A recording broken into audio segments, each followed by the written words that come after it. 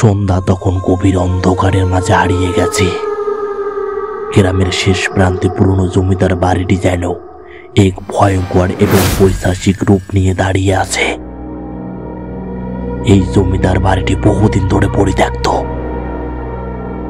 গ্রামের লোকেরা বলে এই বাড়িতে কিছু একটা আছে, তবে কেউ সুনির্দিষ্ট করে বলতে পারে না।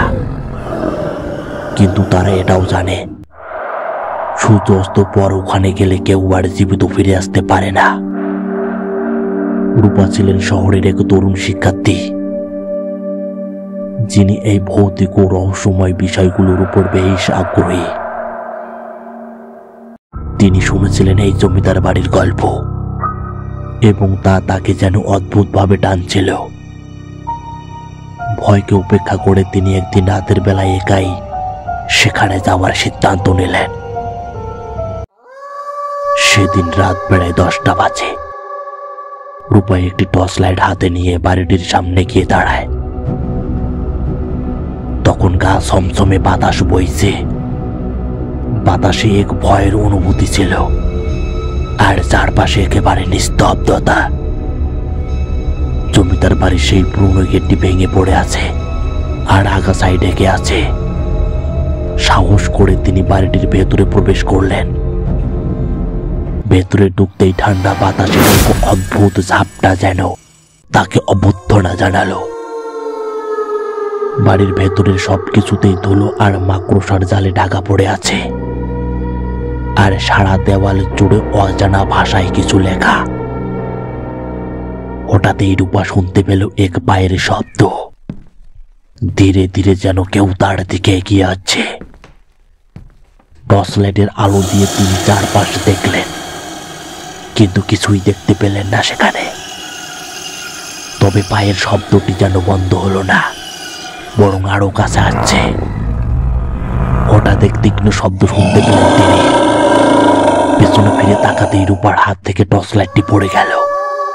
আর তখনই তিনি দেখতে পেলেন তার সামনে দাঁড়িয়ে আছে এক বিভৎস ছায়ামূর্তি। তার চোখ নেই, এবং মুখটি ছিল এক কালো গহ্বরের মতো। ছায়াটি ধীরে ধীরে তার দিকে এগিয়ে আসছে। রূপা চিৎকার করতে চাইলেন, কিন্তু গলা দিয়ে কোনো শব্দ বের হলো না। ছায়াটি হঠাৎ ফিসফিস করে বলল, তুমি এখানে এসেছো কেন? রূপা থরথর করে কাঁপতে কাঁপতে বললেন, আমি জানতে চাই তুমি কে।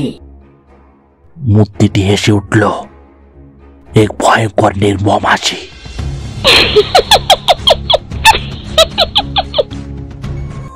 আমি সেই অভিশাপ যে এই জমিদার বাড়িতে আটকে আছি।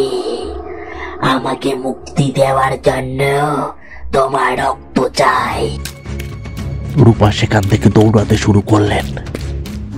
দৌড়ে বাড়ির দরজার দিকে ছুটলেন, কিন্তু বাড়ির দরজাটি যেন নিজের থেকেই বন্ধ হয়ে গেল। আর ছায়াটি তার পিছনে দাঁড়িয়ে, তার শ্বাস গরম বাতাসের মতো রূপার ঘাড়ের উপর পড়ছে। হঠাৎ পুরো বাড়িটি কেঁপে উঠল, আর সবকিছু এক মুহূর্তের জন্য অন্ধকার হয়ে গেল।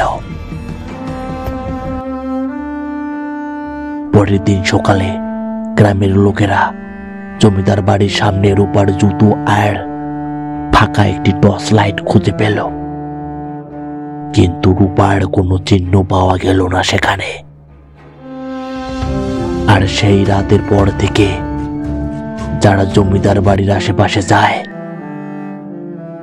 তারা সেই ফিসফিসানি শব্দ শুনতে পায়।